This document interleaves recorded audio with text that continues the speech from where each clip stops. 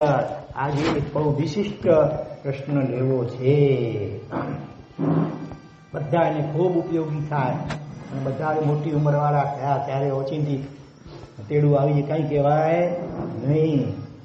મૃત્યુ સમયે કેવી ભાવના ભાવવી જેને ઉપયોગી આ બધા એને આપણને એવા લગભગ 17-18 મુદ્દાઓ અહીંયા જણાવ્યા છે. બહુ મનનીય ચિંતનીય છે. વારંવાર વાંચવા કે સાંભળવા યોગ્ય છે. કે મૃત્યુ સમયે કેવી ભાવના ભાવવી. પહેલો મુદ્દો છે પરમ યોગી એવા શ્રી ઋષભદેવ આદિ પુરુષો પણ જે દેહને રાખી શક્યા નથી તેને હું ક્યાંથી રાખી શકવાનો હતો. હું શુદ્ધ ચૈતન્ય સ્વરૂપ અવિનાશી એવો આત્મા છું. સહજાનંદી સિદ્ધ સ્વરૂપી અવિનાશી હું આત્મા છું. દેહ મરે છે, હું નથી મરતો. અજર અમર હું આત્મા છું. આનંદ આનંદ આનંદ આનંદ આનંદ ઘન હું આત્મા છું. સહજાનંદી દિવ્યાનંદી પરમાનંદી આત્મા છું. પણ આ બધી વાતો જ્યારે એકદમ થોડા સ્થિર હોઈએ ત્યારે ઘૂંટેલી હોવી જોઈએ. પછી જ્યારે નાકમાં ને બધા નળીઓ પડી હોય, ડચકા છેલ્લા ખાતા હોઈએ ત્યારે પછી આ કોઈ સંભળાવે આવું તો એ ચિત્તેમાં જાણે ખરું ગમે ની ટકટક લાગે ઉલટું. એટલે અત્યારથી જ આવી ભાવના ગૂંથતા રહેવાની છે. હું શુદ્ધ ચૈતન્ય સ્વરૂપ અવિનાશી એવો આત્મા છું અને આ દેહ તો કેવો છે? જળ છે. હું ચેતન, આ દેહ જળ. ચેતન અને જળ કરી પણ એકબીજાના હોઈ શકે જ નહીં. ગમે એટલું એને સાચવો, નવડાવો, ધોડાવો, ખવડાવો, લાલન પાલન કરો, માલ મલિદા ખવડાવો, તોય એક દિવસ એ પોતાના સ્વભાવ પોતાની જાત ઉપર જવાનો છે. ચલન પળનને વિધ્વંસ સાંધા તૂટવાના છે. માટે જળ એવા આ દેહ પર મને કોઈ મોહ રહ્યો નથી. અત્યારથી જો એમની કે બીમાર પડીશું ત્યારે પછી આ કરીશું, ત્યારે જલ્દી નહીં શું છે આ તો સંભળાવશે તો કદાચ ગમે કે ન પણ ગમે. માટે અત્યારે જ્યારે કંઈક સ્વસ્થ છીએ ત્યારથી જ આ ભાવના જેટલું એમાંથી યાદ રહે એટલું પડે ચિંતન રોજ થવું જોઈએ. બીજો મુદ્દો, શરીર પ્રત્યે જેવો વસ્ત્રોનો સંબંધ છે તેવો આત્મા પ્રત્યે શરીરનો સંબંધ છે.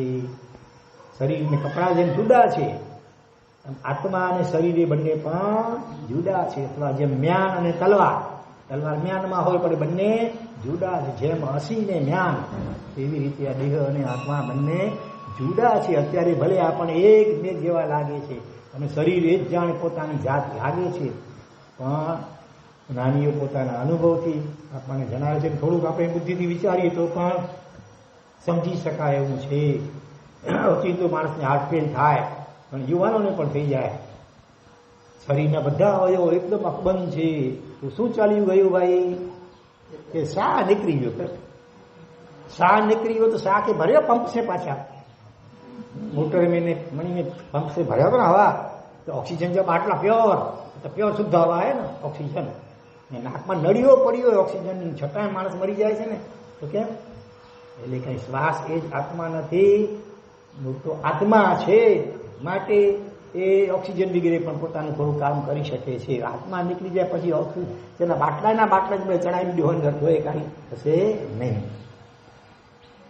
તો જ્ઞાન પ્રત્યે જેવો તલવારનો સંબંધ છે તેવો દેહ પ્રત્યે આત્માનો સંબંધ છે. વસ્ત્રો બદલાયા કરે છે, શરીર તો એ જ રહે છે. એવી જ રીતે મારું શરીર બદલાઈ જશે પણ આત્મા તો એ જ રહેશે. વાંસાંશ જીર્ણાની યથા વિહાય, ભગવદ્ ગીતામાં આવા શ્લોક આવે છે કે જીર્ણ વસ્ત્રોને બદલીને જેમ જીવ નવા વસ્ત્ર ધારણ કરે છે એમ કકડગત થઈ ગયેલા આ જૂના શરીરને તોડીને જીવ નવા શરીરને ધારણ કરતો હોય છે.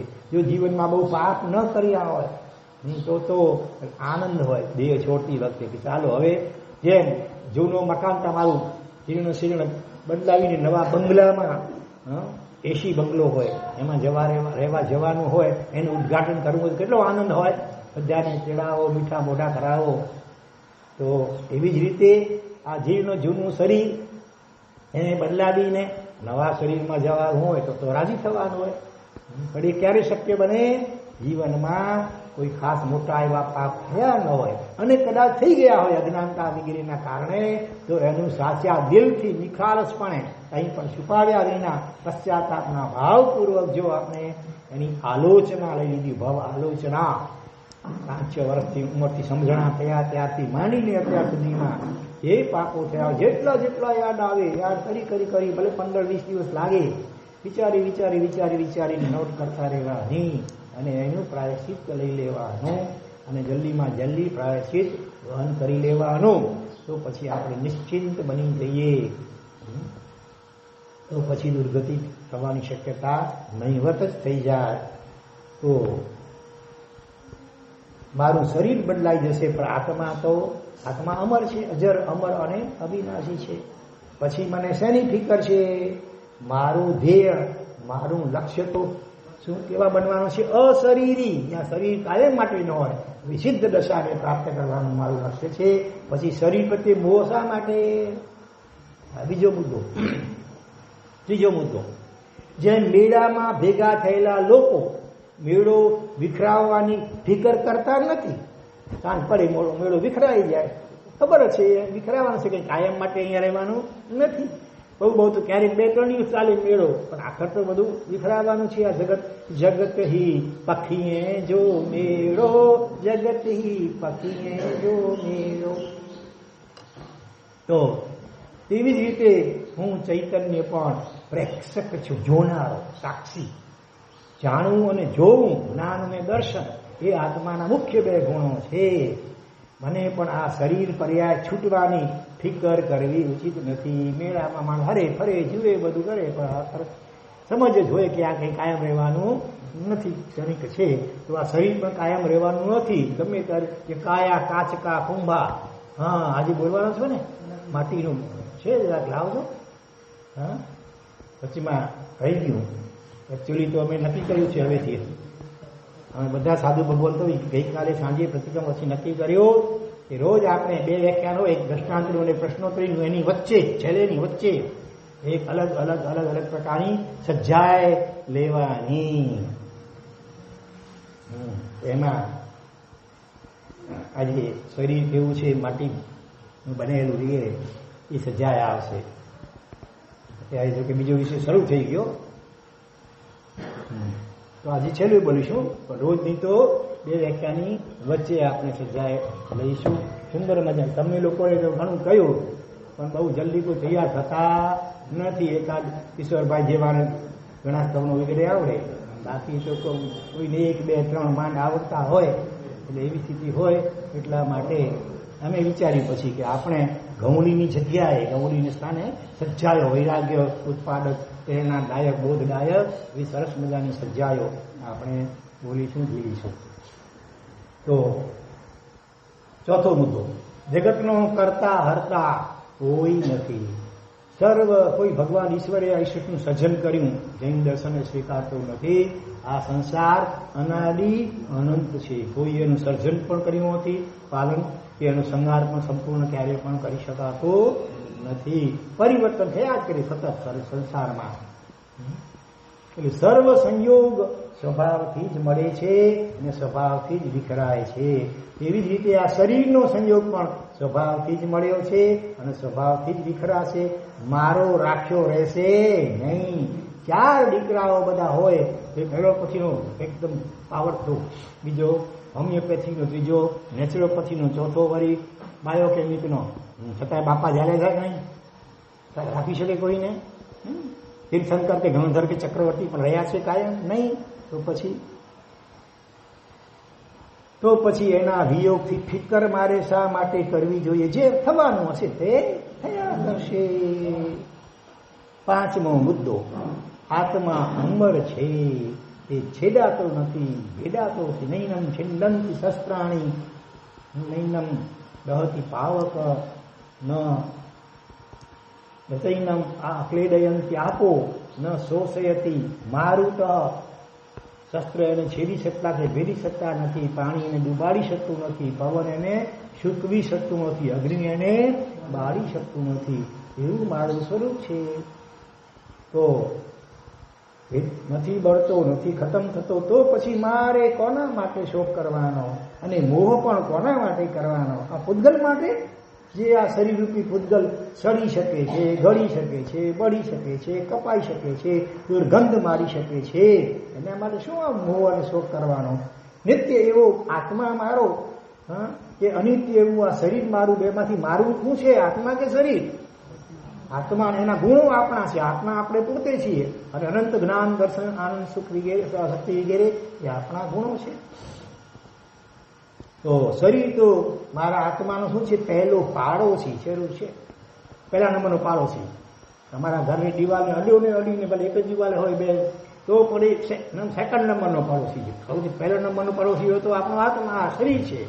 તો પાડોશી ધરો બજાવવાનો, પાડોશી પ્રત્યે પ્રેમથી રહેવું જોઈએ કે નહીં? એને ભાડું આપવાનું, ખાવા પીવાનું આપવાનું, ભાડું મકાન છે તો ભાડું એને આપવાનું. કારણ એમાં મમતા કે મોહ રાખવાનો નહીં. તમે ધર્મશાળામાં ગયા હો 1, 2, 3, 4 દિવસ માટે ભલે, તો એ તમને જે રૂમ મળ્યો હોય એમાં ક્યાંક કોપરા ઉખડી ગયા હોય, કંઈક થોડું ઢીલું ક્યાંક તિરાડ પડી ગઈ હોય, તમે એને રિપેરિંગ કરાવો. હવે આપણે 1, 2 દિવસ રહેવાનું છે, એમાં શું રિપેરિંગ? શરીર એવું ભાડાનું ધર્મશાળાના મકાન જેવું છે, અને એની બહુ પાડ સંપાડ કરવી નહીં. તો પડોશી તો બદલાતા રહે. પડોશી બદલાવાની ઘટના મારા આત્મા માટે કંઈ નવી નથી. અનંત પડોશી બદલાવ્યા આપણે, ખાસ શરીરરૂપી પડોશી અનંત બદલાવ્યા. એમાં એક 67 ભેગી 68. શું ચિંતા કરવાની? શોખ છે નો. 6થો મુદ્દો, અનંતા જન્મોથી અનંતી વાર આ પૂતગલ બદલાયા જ કર્યું છે. જે શરીરને ખાતર જન્મને પાપોના ઢગલા જ ખર્ચ્યા છે. આ શરીર દ્વારા કેટલા અભક્ષ્ય ભક્ષણ, કેટલા બીજા પાપો કર્યા ઇન્દ્રિયો દ્વારા. વારંવાર મારા અહંકારીપણાને લીધે મારે જન્મ લેવો પડ્યો. હું જાણું છું કે આ પંચમ આરામાં દેહ થકી કાંઈ હું મોક્ષે જઈ શકવાનો નથી. માટે હે પ્રભુ, હું અંતરથી પ્રાર્થના કરું છું કે હવે જે શરીર મળે તે શરીર વડે હું કેવો બનું? અશરીરી બનું. આ કાળમાં શક્ય નથી, પણ હવે આવતા ભાવમાં માનવી ક્ષેત્રમાં પહેલું સંજ્ઞાનવાળું શરીર મળે, તીર્થંકરો નિશ્રા મળે, અને એવી સાધના કરો કાયમ માટે અશરીરી બનું. હવે જે જન્મ મળે તેથી હું અજન્મા બનું એવું મને બળ આપજે. હું તારી પાસે એ નથી માંગતો કે મને જન્મો જન્મ આમ કરજે ને મને ભવો ભવ તેમ કરજે, કારણ કે હવે મને તો જન્મ જ ન જોઈએ, ભવ જ ન જોઈએ, બસ ફક્ત મોક્ષ જ જોઈએ. કબૂલ છે ને ભાઈ? હજી સંસારમાં અભર કાઢી ગયા છે બાકી? અહીં સુધી આમ કંટાળે છો કે નહીં? સંસારથી ક્ષણિક ખાલી દુઃખો આવે ત્યારે જરા ઘડી લે, પાછા વળી જૈસે હે કૂતરાની પૂછડી પાછી, એવું તો નથી રે. પાછું વ્યાખ્યાન સાંભળી એટલી વાત જરા કંઈક સંવેદન થોડુંક થાય, પછી વળી બહાર નીકળે પાછી જૈસે થે. ત્યાં સુધી આવું ચલાવતા રહેશું. વિચારો એ પછી ભલે એ કોઈ પણ માર્ગે હોય, કોઈ પણ રાહે હોય, તો હવે તો હે નાથ મને એવો બનાવ કે મારે માથે કોઈ નાથ ન રહે. સિદ્ધ ભગવંતોની માથે કોઈ નાથ નથી. 7મો મુદ્દો, 70-80 વર્ષના માનવ જીવનની ઢળતી સંધ્યાએ હું સુસ્તીમાં નહીં પણ આત્મમસ્તીમાં મસ્ત રહેવા માંગુ છું. શું સુસ્તીમાં બેઠા છીએ, સીતા પડ્યા છીએ? ફૂર્તિમાં, મસ્તીમાં, આત્મમસ્તીમાં મસ્ત રહેવાય છું. પત્તાની મસ્તીમાં નહીં, ગપાટાની મસ્તીમાં નહીં, ખાવા પીવાની મસ્તીમાં નહીં, પણ આત્મમસ્તીમાં મસ્ત રહેવા માંગુ છું. કારણ કે હું જાણું છું કે આ પૂતગલ તો નાશવંત, વિનાશી અને પરિવર્તનશીલ છે. વનસ્પતિના શરીર રૂપે રહેલું ઘાસ જો ગાયના પેટમાં પહોંચે તો દૂધનું સ્વરૂપ ધારણ કરે છે. દૂધમાં મેળવણ ઉમેરતા દહીંનું સ્વરૂપ, એમાંથી છાશ, અને છાશ વલોવતા માખણ, એમાંથી ઘી, એમાંથી મીઠાઈ, અને એ મીઠાઈ માનવ શરીરમાં જઈને પાછી નિષ્ઠાનું રૂપ ધારણ કરે છે. અને વળી પાછું એ ખાતર રૂપે ક્યાં જાય અને વળી ઘાસ, પાછું ઘાસ વગેરે બની જાય. આ ચક્ર ચાલ્યા જ કરે છે. પૂતગલના આવા પરિવર્તનશીલ સ્વભાવને જાણ્યા પછી એનો શું મોહ કરવાનો? આ વાતો ખૂબ મૂંઝવા જેવી છે. 8મો મુદ્દો, પરમ જ્ઞાની પુરુષોનું કહેવું છે કે દેહ છોડતી વખતે જેટલા અંશે અસંગપણું એટલે અનાસક્તિપણું, નિર્મોહપણું અને યથાર્થ સમરસપણું ક્ષમતા એટલું મોક્ષ પર નજીક છે. માટે હે જીવ, જ્યાં સુધી આ દેહનો સંબંધ વર્તે છે ત્યાં સુધી અસંગપણું, નિર્મોહપણું કરી લઈ આત્મા અબાધ્ય અનુભવ સ્વરૂપ જાણી બીજા સર્વ ભાવ પ્રત્યેથી છૂટો થા. 9મો મુદ્દો, પહેલા તો હું આ શરીરમાં ઉદ્ભવેલા રોગોના ઉદયથી ખૂબ ગભરાઈ ગયો હતો, પરંતુ જ્યારથી એ સમ્યક જ્ઞાન નિશ્ચયરૂપ બન્યું કે આ રોગ તો કર્મને આધીન છે, જો હું રોગની પીડા ક્ષમતા ભાવે સહન કરીશ તો કર્મની શું થશે?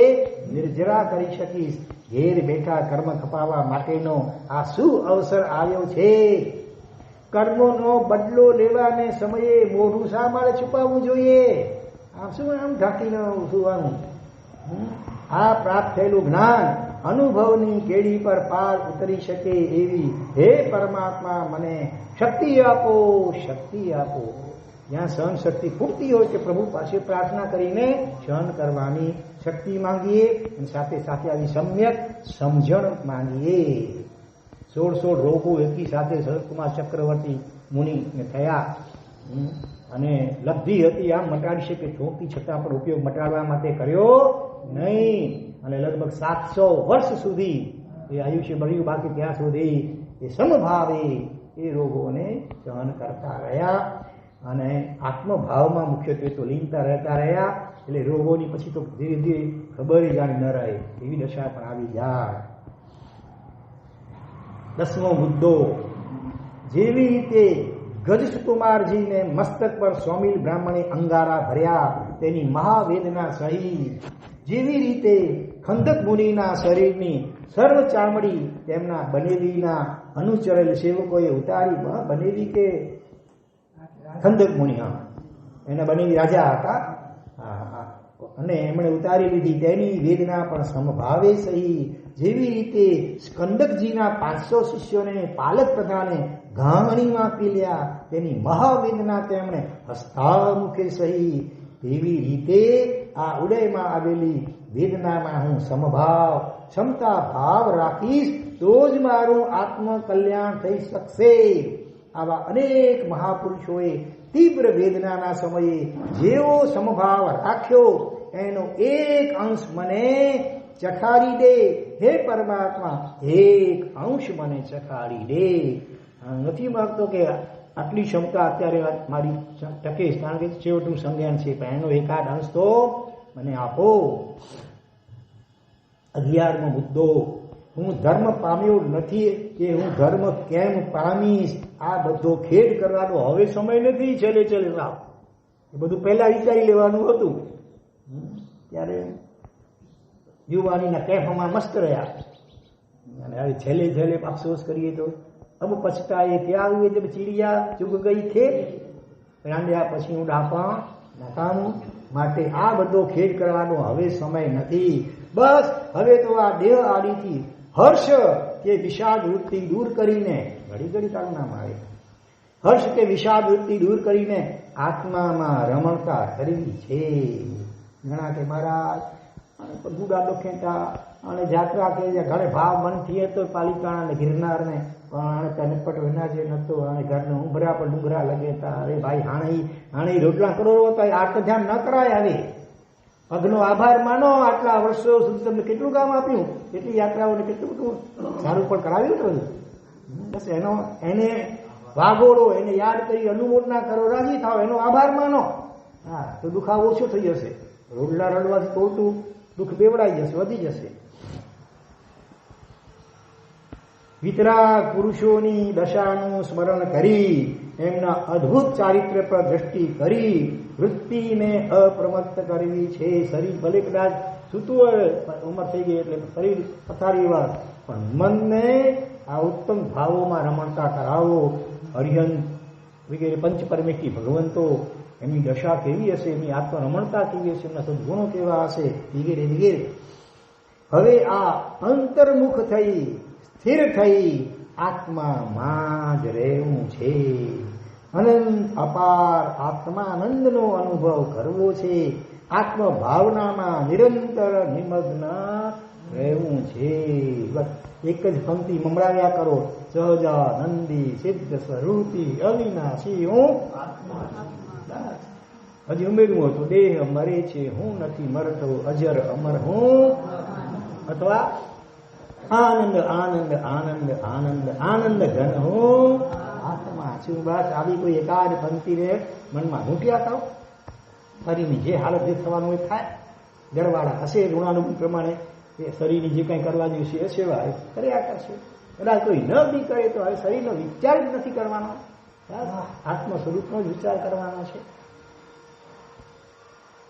જલ્દી મરવું તો સારું એમ પણ નથી વિચાર. એને આર્તજ્ઞાન થયું છે જીવ્યા સંસપોગે મરણા સંસપોગે, હું લાંબુ જીવું એવું પણ નથી વિચારવાનું. હવે જલ્દી મોત આવે તો છૂટું એમ પણ નથી વિચારવાનું. નિર્વિચાર નિર્વિકલ્પ થવાનું છે. આત્મભાવમાં જ રમવું છે. 12મો મુદ્દો. અહીંયા દરેક જીવ પોતાના કર્મોના ફળને પોતે એકલો જ ભોગવે છે. એવી સ્થિતિમાં અહીં કોણ પોતીકું ને કોણ પારકું છે? હે આત્મા, તું જાગીને જો માયાના ફંડમાં શા માટે ફસાણો છે? આ માયા લક્ષ્મી સાથે તારો કાંઈ સંબંધ નથી. આ લક્ષ્મી મેળવવા માટે તે જે પાપ પ્રપંચ કર્યા, તે જે જૂઠ કૂડ કપટ કર્યા, તે જે ઝઘડા કંકાસ કર્યા, આ લક્ષ્મી માટે તે જે મા બાપ ભાઈ બહેનના મન ડૂબાવ્યા, ભાઈ ભાઈ સાથે શેઠ નોકર સાથે જે ઝઘડા કર્યા, તે જરૂર સાથે આવશે ને પેલા કુસંસ્કાર અને કર્મો. હે જીવ, આ ક્ષણથી જ તું ચેતી જા. ઝઘડાલુ નાર કોઈને ગમતી નથી. માટે તને આ દુર્ગતિમાં ધકેલનારી લક્ષ્મીમાં રહેલા તારા મોહનો તું ત્યાગ કર, ત્યાગ કર. 13મો મુદ્દો. મારા પછી મારી પત્ની પુત્ર પુત્રી કે કુટુંબીજનોનો શું થશે એ વિચારવા બેસવાનો આ સમય નથી. આવા આર્ત ધ્યાનથી તો તું ધીરી જ ગતિનું આયુષ્ય બાંધીશ. ચેત ચેત નર ચેત. આવા કુટુંબ કબીલા તો તું જન્મો જન્મ મૂકીને આવ્યો છે. પેલા કૂતરા કૂતરીના ભવમાં કેટલા ગલુડિયા મૂકીને આવ્યો હોઈશ. કરી છે કોઈ એ બધાની ચિંતા?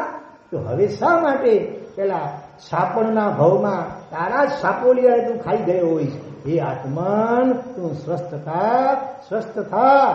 આ સૌ તો એના સ્વાર્થના કારણે તને પ્રેમ કરી રહ્યા છે. તે જોઈને તું ઢીલો ન પડીશ. માટે પેલા ભજનમાં કહ્યું, સગા નહીં પણ સંતોનો મેળો, ગુણ પ્રભુ ના ગવાય. ભગવાન અને એવી દશા આપજે છેલ્લે કે મારી આજુબાજુમાં સગા વાલા છોકરા થયા હોય એવું નથી, તો આજુબાજુમાં સાધુ સંતો હોય, હા, એ મને સંભળાવતા હોય ધાર્મિક પદો વગેરે, સ્તોત્રો મંત્રો વગેરે. હા, એવી દશા મને આપજે. કારણ કે સગા વાળાને જોઈને વળી ક્યાંક મોહ ઉત્પન્ન થઈ જાય તો ભાવ બગડી જાય. તો તારી સાથે તારા પુત્ર પૌત્ર પણ આવી શકવાના નથી, અને તું પણ તારા બાપ દાદાની સાથે ગયો નથી. જન્મો જન્મ આ વાતનું જ પુનરાવર્તન થાય છે. આ પુનરાવર્તન ઉપર પૂર્ણ વિરામ મૂકવા માટેનો આ જન્મ છે. તેથી તું તારા આત્મભાવમાં મસ્ત થઈ જા. સ્ટેજ પરના નાટકના પાત્ર તરીકે બધાને નિહાળ, અને તું તારા આત્મામાં બેસી જા.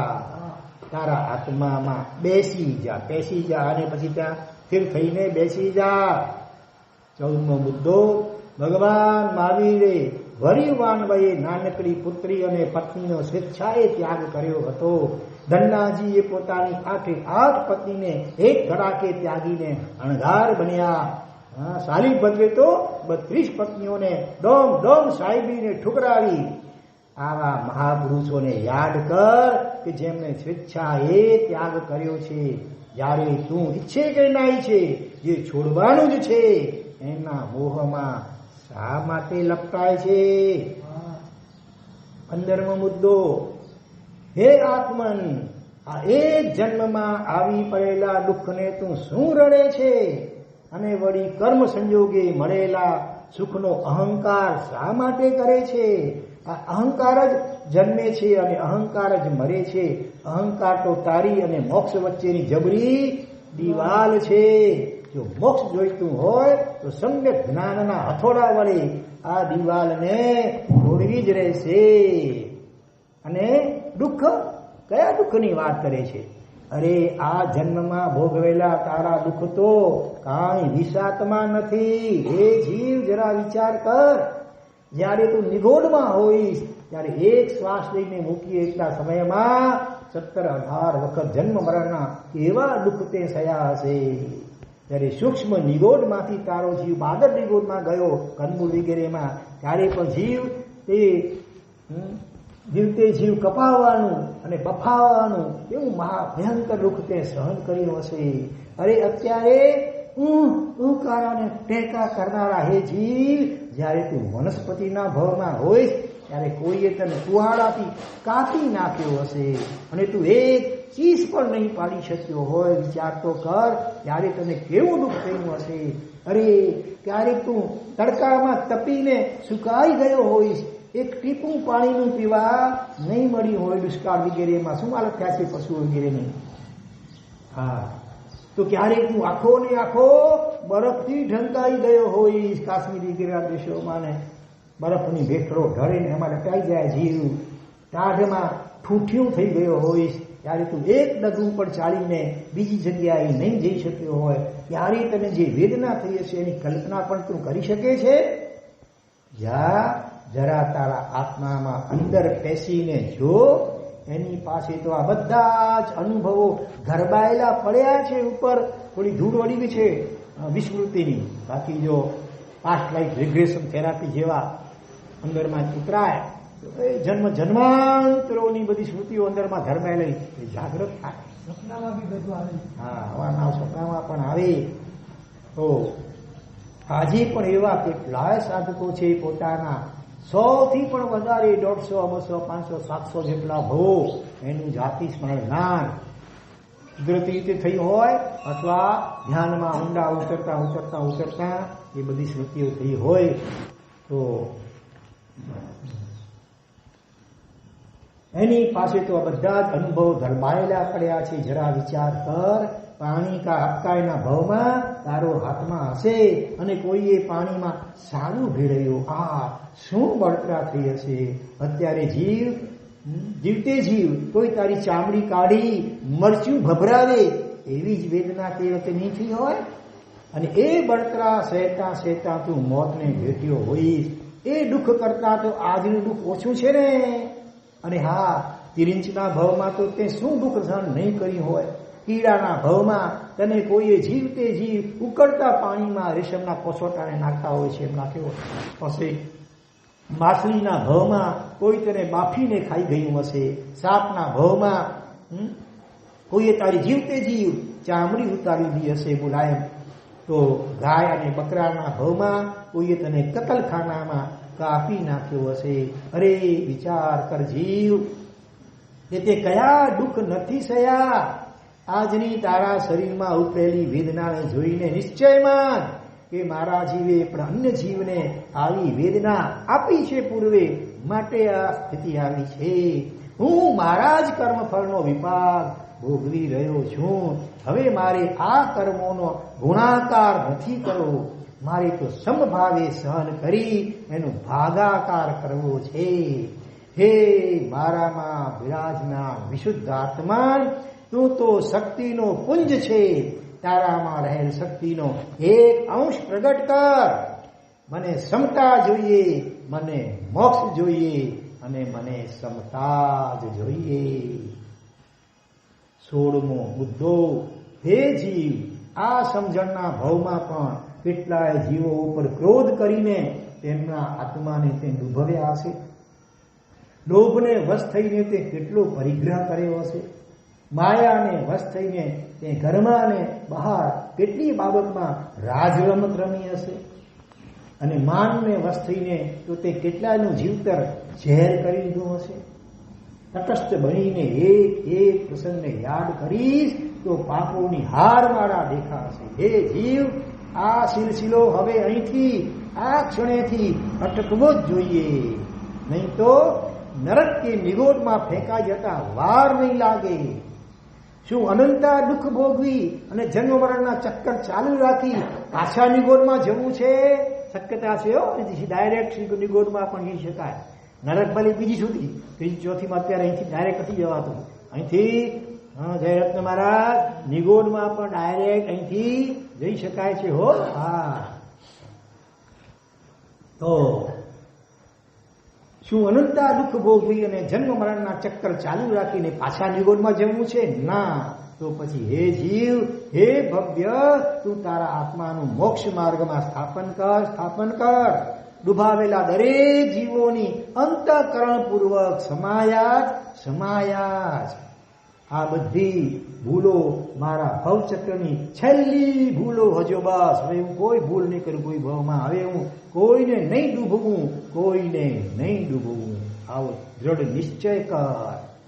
17મો મુદ્દો, મારા પરમાત્માએ કહ્યું છે કે અટલ અનુભવ સ્વરૂપ આત્મા જ્યારથી સર્વ દ્રવ્યથી જુદો ભાસે છે ત્યારથી મુક્ત દર્શા વર્તે છે. અહીંયા શરીર હોવા છતાં શરીરથી ભિન્ન જીવન મુક્તિ કહેવાય એને.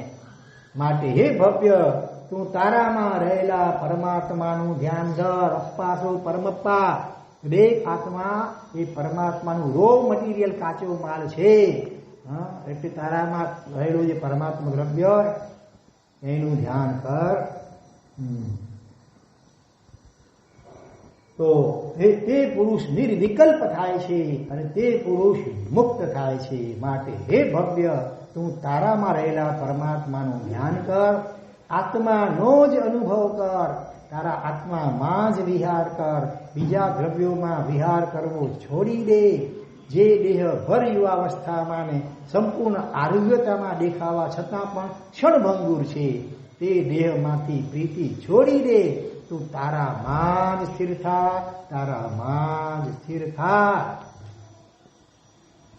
અને છેલ્લો 18મો મુદ્દો કહે છે, હું કોણ છું? હું સર્વથી સર્વ પ્રકારે ભિન્ન છું. સર્વ પર ભાવથી મુક્ત છું. કેવળ શુદ્ધ ચૈતન્ય સ્વરૂપ, અચિંત્ય સુખ સ્વરૂપ છું. હું એક છું, અસંગ છું, સચ્ચિદાનંદ પરમાત્મા છું. હું અજન્મા, અજર, અમર, શાશ્વત છું. માત્ર નિર્વિકલ્પ દ્રષ્ટા છું. જોનારો ને તારો વિકલ્પ કરનારો નહીં. હું અસંખ્ય પ્રદેશાત્મક નિવચ અવગાહના પ્રમાણ છું.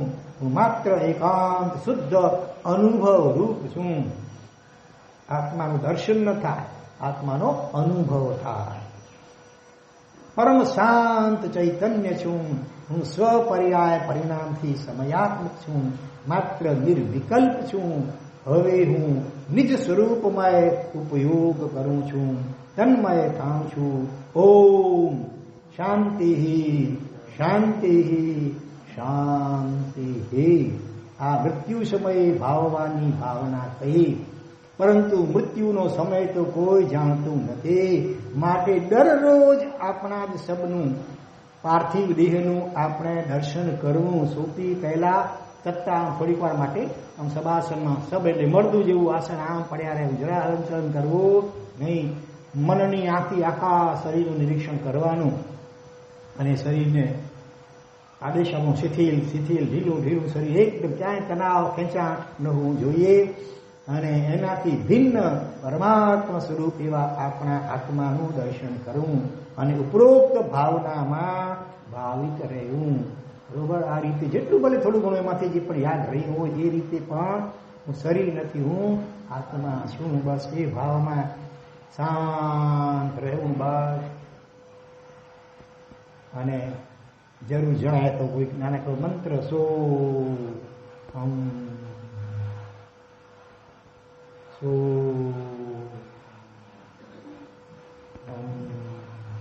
એટલે તે એટલે સિદ્ધ પરમાત્મા જેવું શુદ્ધ આત્મા.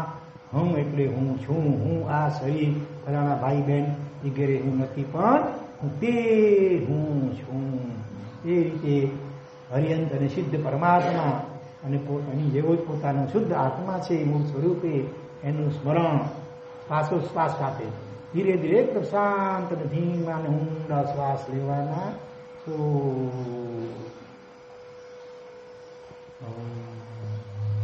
થોડી ક્ષણોમાં શાંત અને ગાઢ ઊંઘ આવી જશે.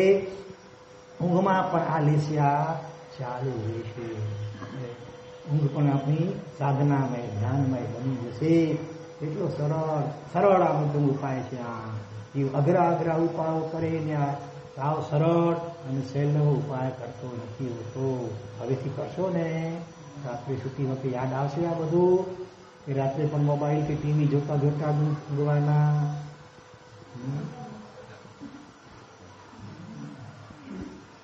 વિશેષ અગ્રે વર્તમાન જીનાગ્ન કંઈ બોલાયું હોય તો હાર્દિક ઈચ્છા વિક્રમ. ચાલો આપણે હવે સજ્જાય ગૌરીની જગ્યાએ સજ્જાય લઈએ ક્રમશર. આજે સૌથી નાના મારા છે જીતરત્ન સાગરજી મહારાજ. એક લીટી એ બોલશે, પછી બીજી લીટી હું બોલી. ક્યાં છે દુબાડો ત્યાં તને માનતા રે ભલે.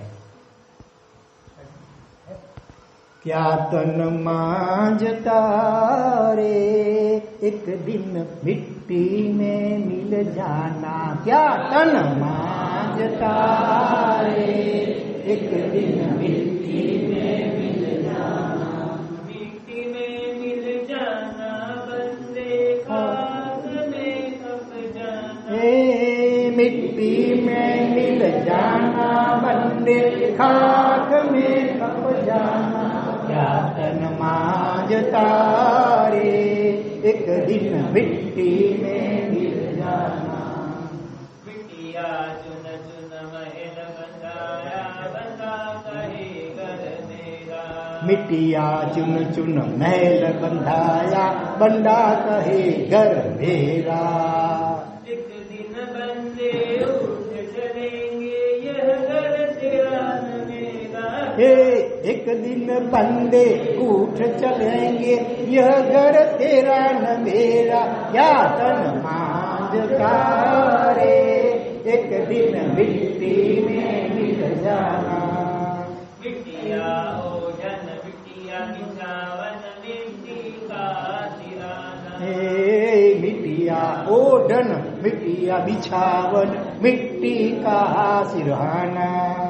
इस मिट्टिया का एक भूत बनाए अमर जान लो बाना. हाँ इस मिट्टिया का एक भूत बनाए अमर जान लो बाना. क्या तन मांझता रे एक दिन मिट्टी में मिल जाना. मिट्टिया कहे कुमार तेरे तू क्या जाने हो. मिट्टिया कहे कुम्हार शेरे तू क्या खूंदे मोए. एक दिन ऐसा आएगा बंदे मैं रो दूंगी. एक दिन ऐसा आवेगा बंदे मैं रो दूंगी. तो तन मांझता रे एक दिन मिट्टी में मिल जाना. लकड़ी गए सुतार तूने तू नहीं छोड़े मोर. लकड़ी कहे सुथार पूरे तू क्या छोले मोरे.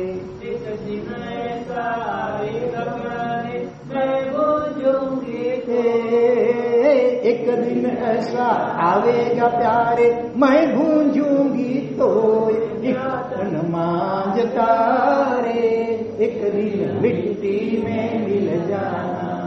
मिट्टी में मिल जाना बंदे खाक में कब जाना. एक तन मांझता रे एक दिन मिट्टी में मिल जाना.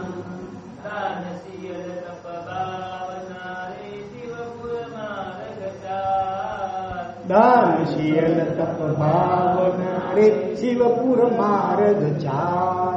आनंद जन कैसे तन प्यारे आखिर जाना कमा.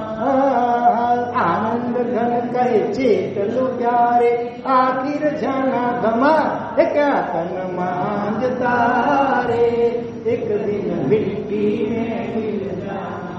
मिट्टी में मिल जाना बंदे खाक में खप जाना क्या तन मांझता रे एक दिन मिट्टी में मिल जाना। नमो हरिहंताणम्।